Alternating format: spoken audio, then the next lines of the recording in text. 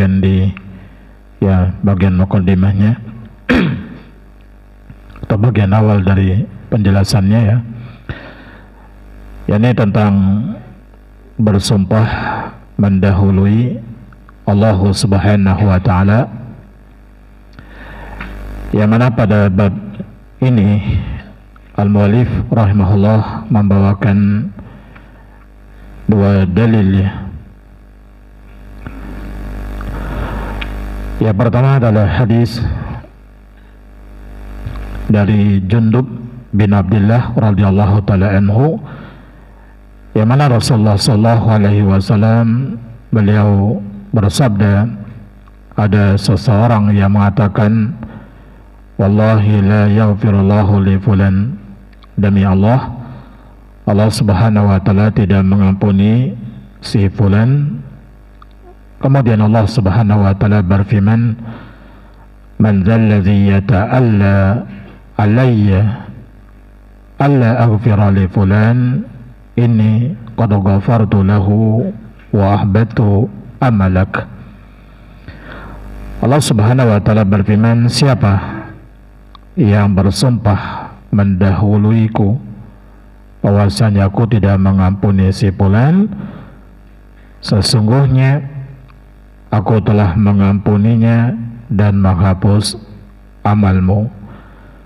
Hadis ini kemarin dari Imam Muslim. Kemudian dalil yang kedua, hadis dari Abu Hurairah bahwasanya yang mengucapkan itu adalah rajulun abid, orang yang ahli ibadah. Lalu Abu Hurairah mengatakan, takallama bi kalimatin aw baqat dunyahu wa akhiratahu. Ia telah mengucapkan sebuah ucapan yang menghancurkan dunia dan akhiratnya. Nah, jemaah yang dimuliakan Allah Subhanahu wa taala, apa kesesuaiannya bab ini dengan kitab tauhid, yaitu orang yang bersumpah mendahului Allah dengan mengatakan, misalnya dalam hadis ini dia bersumpah, demi Allah, Allah tidak mengampuni Anda, Allah tidak mengampuni si fulan. Yang pertama kaitannya dengan masalah tauhid, orang ini tidak beradab kepada Allah. Ya faqad asa al-adab ma'ah, orang ini tidak beradab kepada Allah. Kemudian yang kedua, dia telah membatasi karunia Allah, padahal rahmat dan karunia Allah itu luas. Kalau seseorang nyawanya belum ditenggorokan dan matahari belum terbit dari sebelah barat maka tidak ada yang menghalangi seorang itu untuk bertaubat, untuk diterima oleh Allah Subhanahu wa taala amalnya. Nah, dia ini seolah-olah membatasi rahmat dan karunia Allah itu. Kalau dia mengatakan, demi Allah, Allah tidak mengampuni kamu gitu. Kemudian yang ketiga, orang ini dia sudah suuzon kepada Allah, berburuk sangka sama Allah, yang mana Allah Subhanahu wa taala Maha Pengampun, Allah Subhanahu wa taala Maha Penyayang. Ya harusnya seseorang itu dia husnuzon, dia berbaik sangka sama Allah Subhanahu wa taala, optimis dia dalam melakukan kebaikan-kebaikan, Nah, di sini kalau dia sudah sampai bersumpah itu berarti dia suudzon sama Allah. Nah, kalau ini yang terjadi pada seseorang, dia kurang adab, membatasi rahman Allah, kemudian berburuk sangka sama Allah, ini ada dua kemungkinan kondisinya nanti. Imma apa yang ada pada dia itu akan menafikan kesempurnaan tauhid, atau bisa jadi akan menafikan ya pondasi daripada tauhidnya dia sendiri. Nah, ini tergantung kepada bagaimana tingkatannya dia dalam ucapannya dan perbuatannya tadi.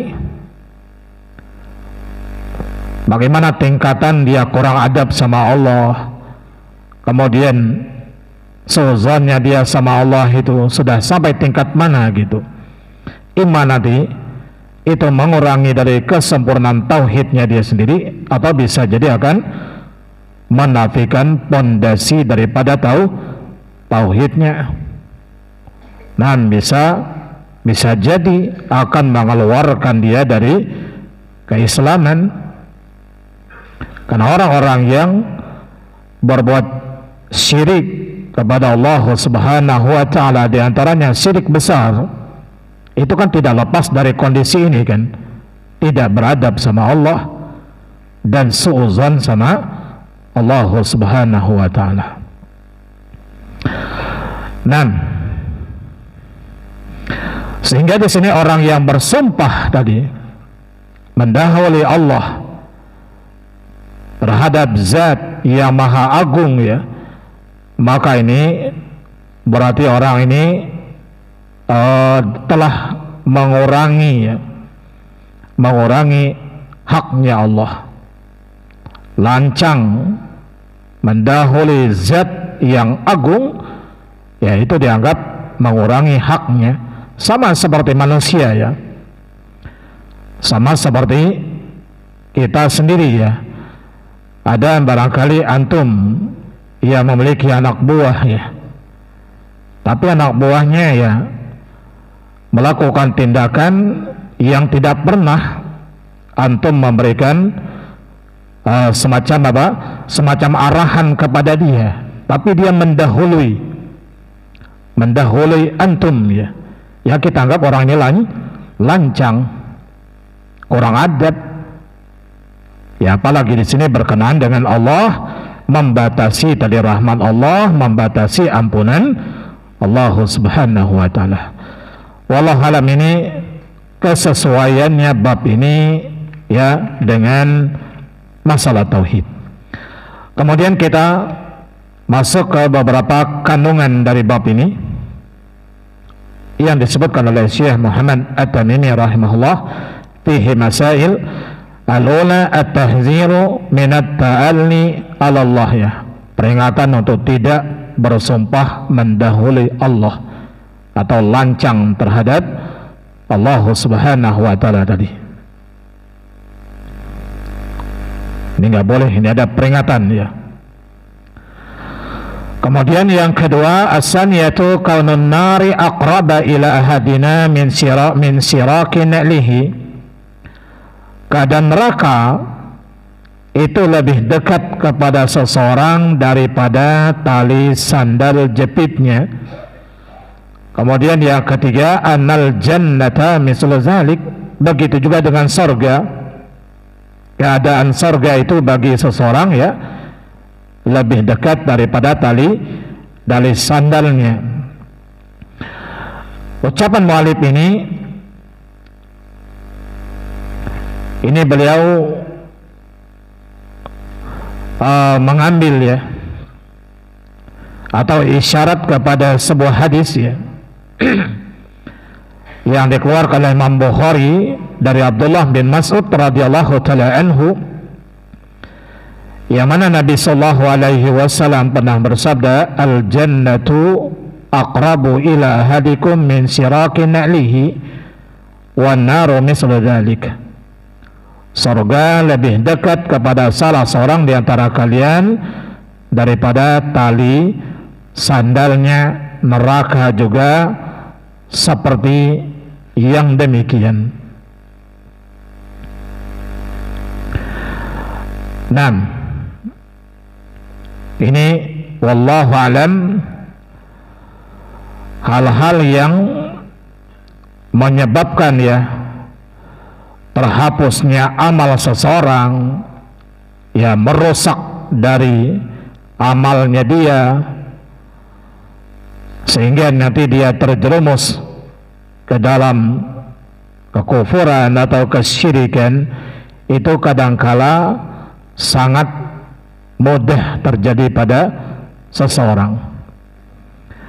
Begitu juga sorga tadi lebih dekat kepada seseorang dari tali sandalnya. Ini hal-hal yang menyebabkan seorang itu masuk ke dalam sorga, kadangkala mudah juga. Ini wallahu alam, semua itu tergantung dari apa yang Allah Subhanahu wa taala kehendaki kepada seseorang. Allah Subhanahu wa taala memberikan petunjuk kepada siapa yang dia kehendaki, dan Allah Subhanahu wa taala menyesatkan seorang, itu pun atas kehendak dari Allah, namun tetap di situ ada sebab dan musababnya. Wallahu alam. Kemudian ar-rabi'atu yang keempat, fihi syahidun ila qawlihi inna rajula la yatakallamu bi kalimah. Yang keempat di sini kata mu'alif, buktinya adalah apa yang telah dikatakan oleh Abu Hurairah di atas. Ia telah mengucapkan ucapan yang membinasakan dunia dan akhiratnya. Ini sebagai bukti dari ucapan tadi, surga dan neraka itu lebih dekat kepada seseorang dari tali sandalnya. Orang ini dalam hadis tadi telah mengucapkan sebuah ucapan yang membinasakan dunia dan akhiratnya, padahal dia termasuk orang yang ahli ibadah. Wallahu alam. Namun sekali lagi, ini ada sebab dan musababnya. Allah Subhanahu wa taala memberikan hidayah kepada seorang karena rahmat dari Allah. Kemudian Allah Subhanahu wa taala menyesatkan seorang, ada hikmah di balik hal tersebut. Dan ini pernah saya sampaikan oleh karena itu, tatkala kita diberi petunjuk oleh Allah Subhanahu wa taala untuk berada di atas ketaatan kebaikan, banyak-banyak memuji Allah Subhanahu wa taala dan bersyukur, karena Allah Subhanahu wa taala menghendaki kebaikan untuk kita. Namun kalau dia terjerumus maka cepat-cepat untuk bertobat. Dan kalau dia terus menerus di atas itu, jangan dia nyalahin siapa-siapa, tapi salahin di dirinya sendiri. Wallahu a'lam. Karena petunjuk Allah telah sampai, berarti dia sendiri yang memilih jalan tersebut. Kemudian apa yang dikatakan oleh mu'alif ini, dia telah mengucapkan ucapan yang membinasakan dunia dan akhiratnya. Ini ada sebuah peringatan peringatan untuk kita min mazallatil lisan, dari kelancangan lisan, atau dalam bahasa yang lain barangkali hati-hati dengan bahaya lisan. Sebagaimana yang disebutkan dalam sebuah redaksi dalam sebuah hadis, Rasulullah sallallahu alaihi wasallam bersabda, inna rajula la yatakallamu bil kalimah ma yara an tablugha haitsu balagat yahwi biha fin nari sab'ina kharifa aw ab'adu mimma bainal masyriqi wal maghrib. Sesungguhnya kata Nabi sallallahu alaihi wasallam, seorang hamba benar-benar mengucapkan suatu kalimat tanpa dipikir terlebih dahulu. Ngomong saja ya, tanpa berpikir terlebih dahulu, tidak merenungi apa akibatnya. Dan karenanya kata Nabi sallallahu alaihi wasallam, karena ucapan dia tanpa berpikir panjang ini, dia terjatuh ke dalam neraka selama 70 tahun. Atau dalam barat yang lain, sejauh antara timur dan barat. Nah, ini bisa jadi dia mengucapkan ucapan-ucapan kufur ya, ucapan-ucapan syirik tanpa dia menyadari ucapan itu adalah ucapan syirik. Oleh sebab itu, hati-hati dengan bahaya lisan. Oleh karena itu Nabi sallallahu alaihi wasallam pernah bersabda ya dalam sebuah hadis, "Man yatman li ma baina lahyaihi atau lihyaihi wa ma baina rijlaihi admanu lahu al-jannah." Barang siapa yang menjamin untukku, kata Nabi, apa yang ada di antara dua jenggotnya, maksudnya lisan ya, antara kumis dan jenggot itu lisan, dan apa yang ada di antara dua kakinya, kemaluan, aku menjamin, kata Nabi sallallahu alaihi wasallam, surga bagi dia. Ini tatkala orang bisa menjaga, bisa menjamin di antaranya lisannya tadi, dan bisa menjaga kemaluannya. Ada jaminan dari Nabi sallallahu alaihi wasallam untuk masuk ke dalam surga. Dan ucapan Nabi sallallahu alaihi wasallam kepada Muaz bin Jabal, "Kuf 'alaika hadza," tahan bagimu ini wahai Muaz, yakni lisanah. Yang maksud adalah lisannya. Lalu Muaz bin bertanya, "Ya Rasulullah, wa inna la mu'akhadzuna bima natakallamu bih." Apakah kita akan disiksa disebabkan perkataan lisannya kita? Apakah kita akan disiksa disebabkan perkataannya kita, ucapan lisannya kita? Lalu Nabi mengatakan, "Sakilatka ummuka ya Mu'ad." Ya, celaka kamu wahai Mu'ad. "Wa hal yaqubun nas fin nari ala wujuhihim aw qala ala manakhirihim ila hasaidu alsinatihim." Tidaklah manusia tersungkur di neraka di atas wajahnya atau di atas hidungnya, melainkan itu sebab daripada lisan. Namun wallahu alam. Jadi ini ada peringatan untuk kita. Lihat orang ini tadi ahli ibadah, padahal tujuannya dia baik atau tidak baik. Dia lagi amar ma'ruf nahi mungkar. Cuma tidak sabaran ya. Pada hari ini melihat kawannya tadi melakukan maksiat, ya dia tegur. Besok ketemu lagi ditegur, nggak berubah. Ya, akhirnya tatkala dinasihati dan temannya pun tadi salah mengucapkan ya, "Apakah kamu memang diutus untuk ngawasi saya gitu?" Dia nggak sabaran dengan ucapan seperti itu sampai ya bersumpah mendahului Allah Subhanahu wa taala, membatasi rahmat Allah. Ini ucapan yang sedikit tapi mengakibatkan dia terhapus amalnya, dan kalau amalannya terhapus ya bisa jadi menyebabkan dia masuk ke dalam neraka. Waliyazubillah. Dan jemaah yang dimuliakan Allah Subhanahu wa taala, ketahuilah ya, ucapan lisan kita ini kadang-kadang mudah terlontarkan, itu sebenarnya semua itu berasal dari hati. Karena lisan ini kan mengungkapkan apa yang terbersit atau apa yang ada di dalam hati, ya. Ya, kalau insya Allah Ta'ala, kalau hatinya hati yang bagus, stabil, ya, insya Allah lisan yang apa namanya, ucapan yang terlontar pun dari lisannya biasanya bisa terkontrol. Makanya kalau ada di antara kita yang temperamen gitu, ya, mudah sekali mengucapkan ucapan-ucapan yang kurang baik, berarti harus ada yang diobati, terutama apa?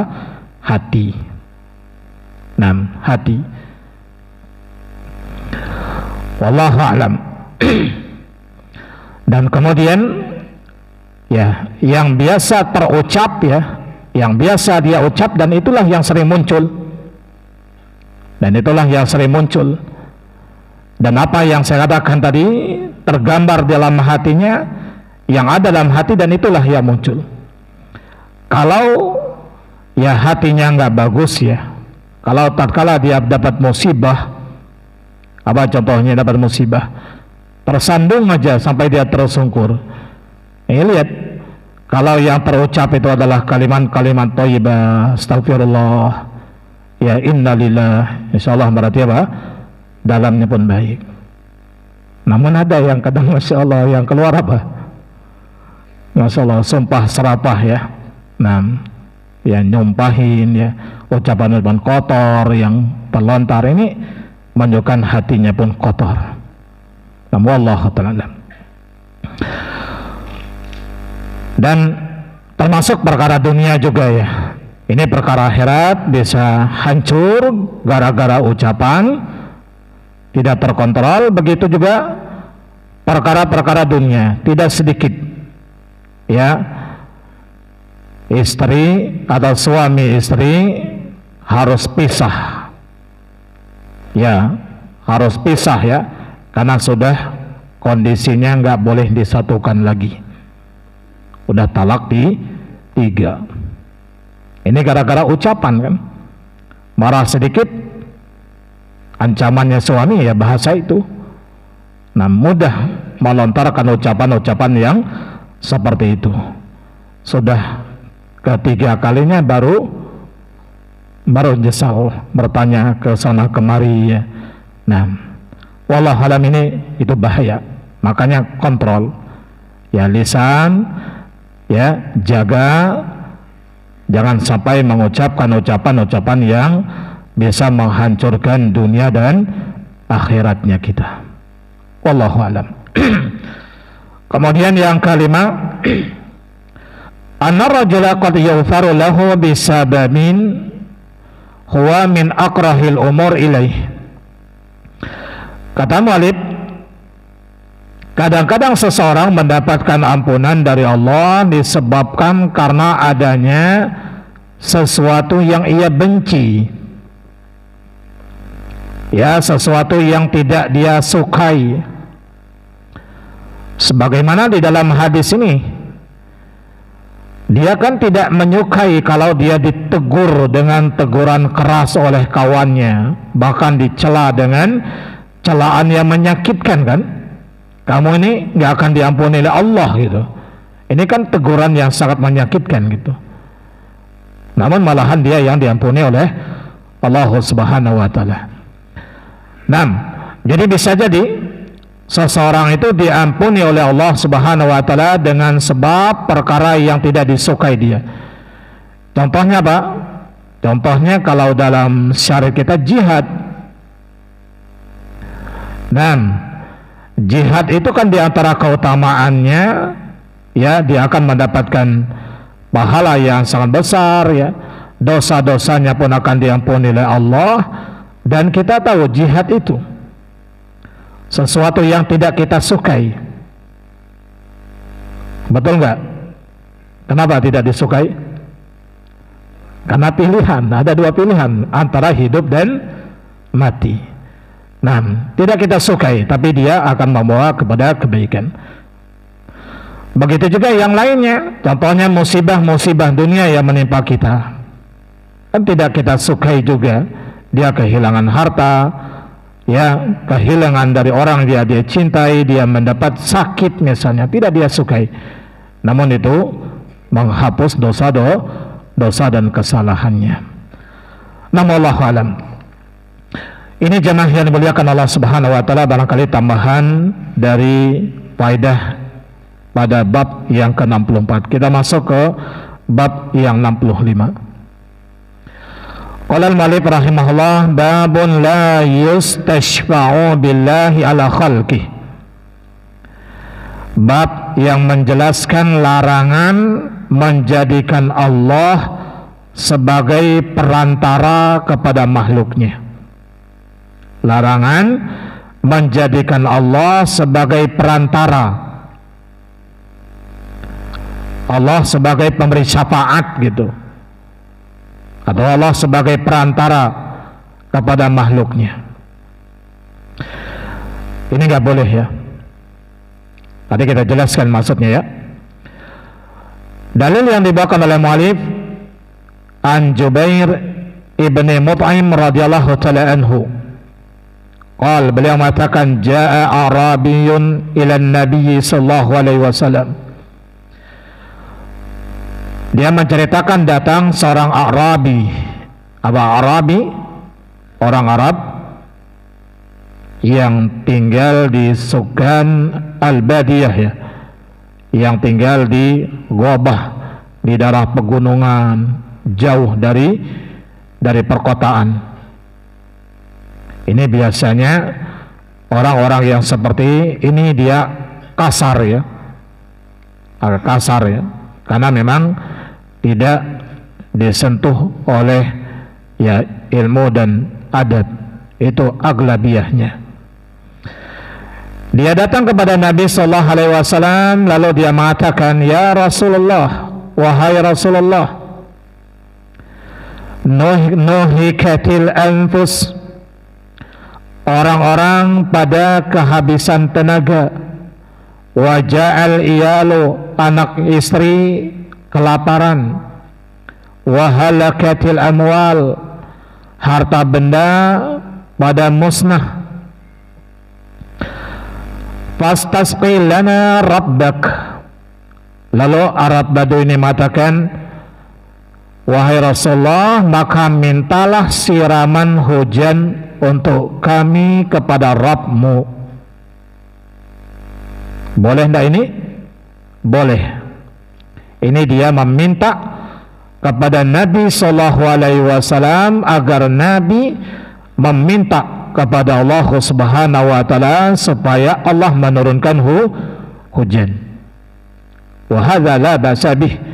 Ini tidak mengapa. Dia minta doa kepada orang yang diharapkan terkabulnya doa. Bahkan ini termasuk sarana dikabulkannya doa. Ini boleh, apalagi kepada Nabi sallallahu alaihi wasallam, beliau masih hidup ketika itu. Fa inna nastashfi'u billahi alaika, sungguh kami menjadikan Allah sebagai perantara kepadamu. Sungguh kami menjadikan Allah sebagai perantara kepadamu. Nah, ini yang nggak boleh. Dia menjadikan Allah itu sebagai perantara antara kami dengan kamu, wahai Rasulullah, agar nanti kamu berdoa ya kepada Allah untuk kami. Jadi menjadikan Allah sebagai perantara kepada makhluknya. Bisa dipahami nggak ini?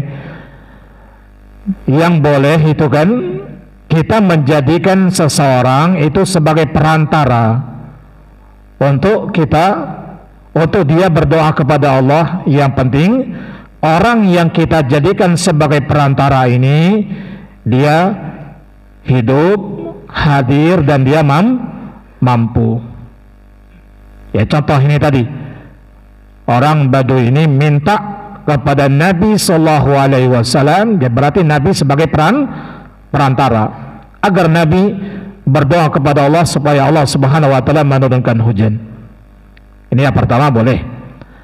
Kalau yang kedua ini menjadikan Allah sebagai perantara kepada Nabi, jadi Allah sebagai perantaranya kepada Nabi agar Nabi nanti berdoa kepada Allah. Berarti maksudnya di sini tingkatan Allah itu lebih rendah dari Nabi Sallallahu Alaihi Wasallam. Bisa dipahami jemaah? Nah, jadi menjadikan Allah itu sebagai perantaranya, ya, menjadikan Allah Subhanahu Wa Taala sebagai perantara kepada makhluk. Berarti kedudukannya apa di sini?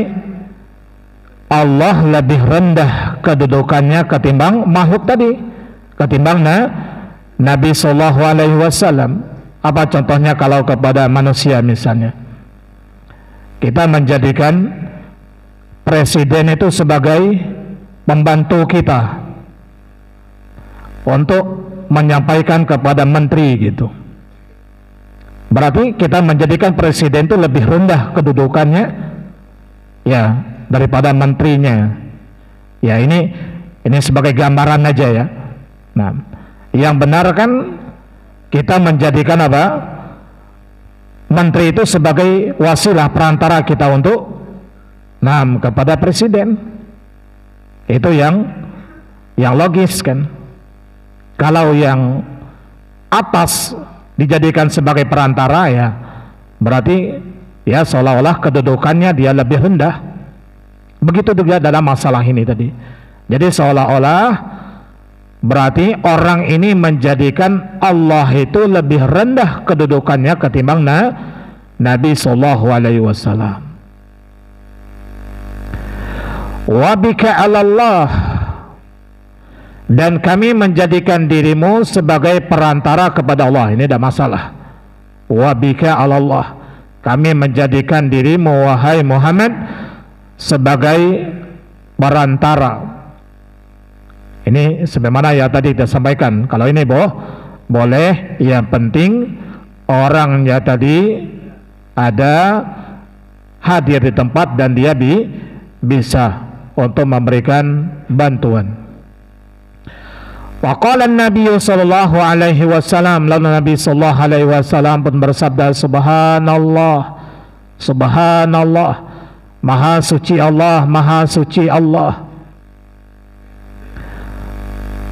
Qalahu sallallahu alaihi wasallam isti'zaman li hadzal qaul wa inkaran lahu wa tanzihan lillahi azza wa jalla amma la yaliqu bihi min ja'lihi syafi'an bainal khalqi wa bainar rasul sallallahu alaihi wasallam.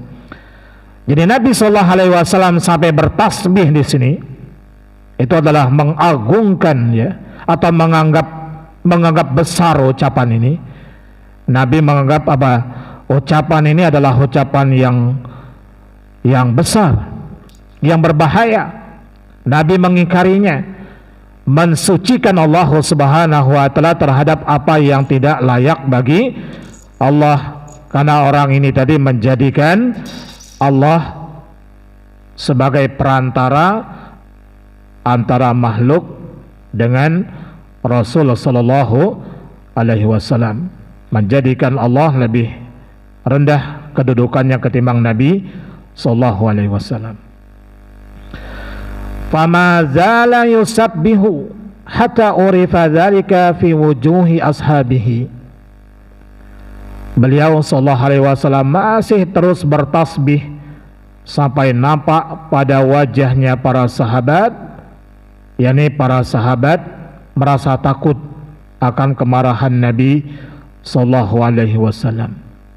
Semakal kemudian Nabi mengatakan, waihak, kasihanilah dirimu.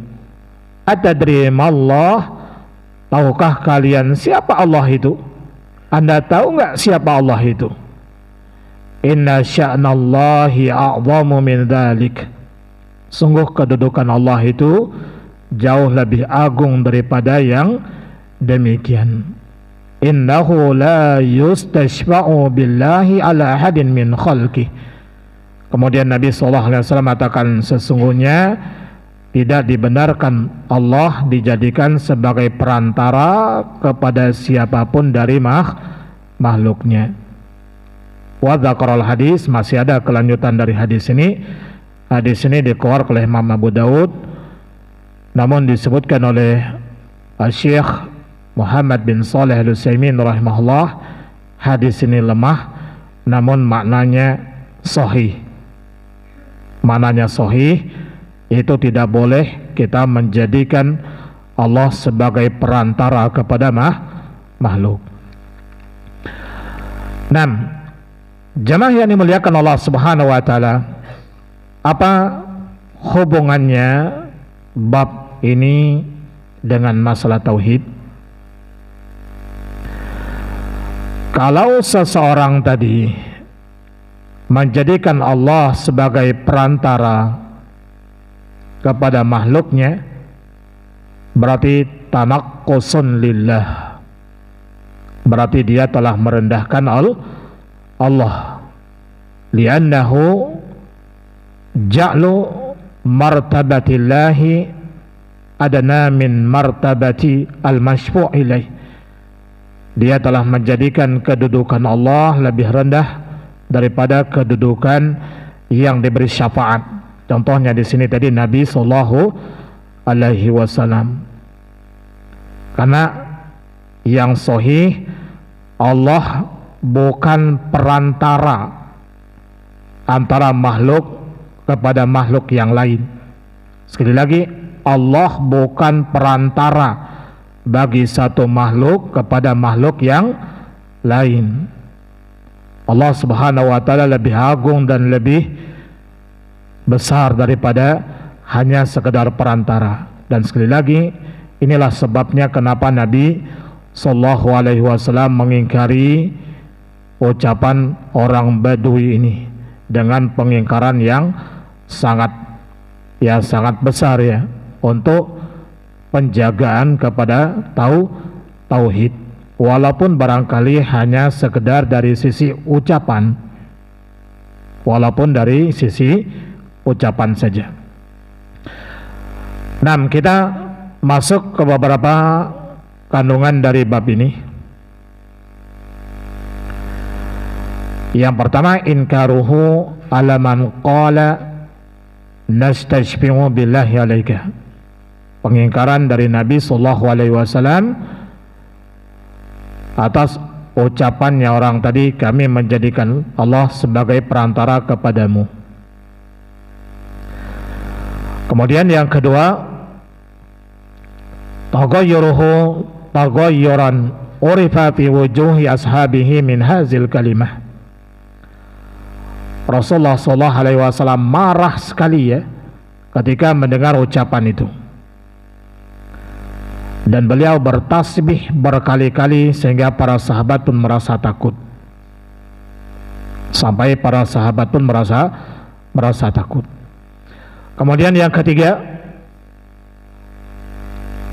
annahu lam yunkir alaihi qawlahu nastashfi'u bika Allah. Rasulullah SAW tidak mengingkari ucapan Badui, kami menjadikanmu sebagai perantara kepada Allah.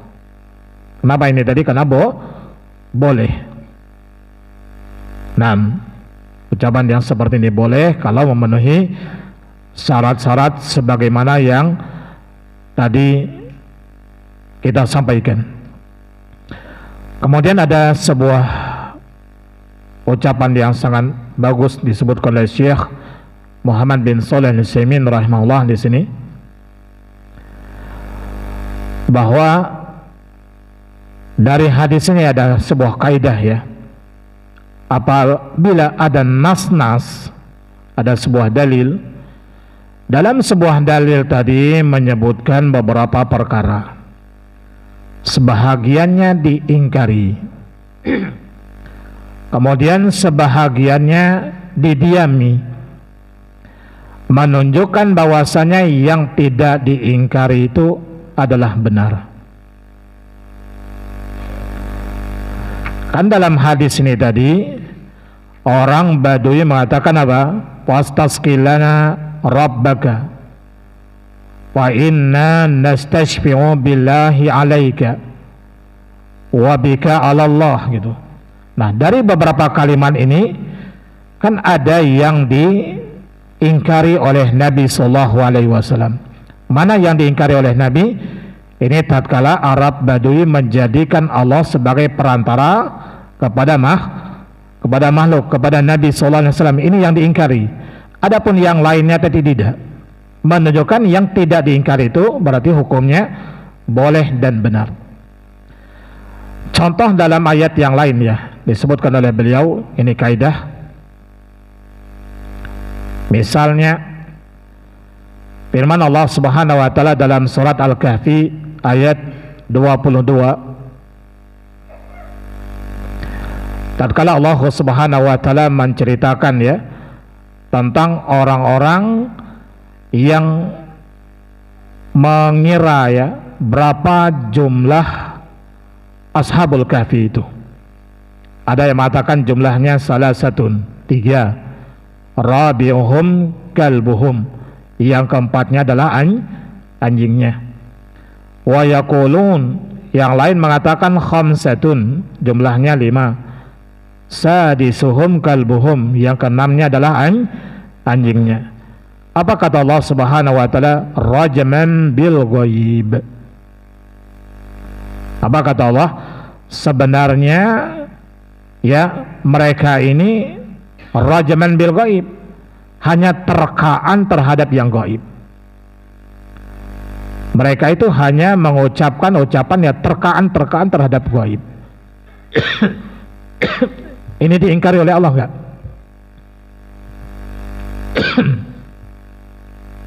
Diingkari atau tidak jemaah? Ya.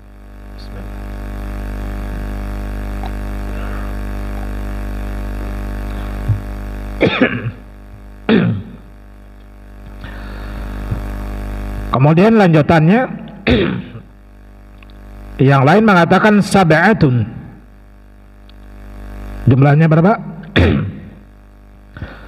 7, wasaminuhum kalbuhum,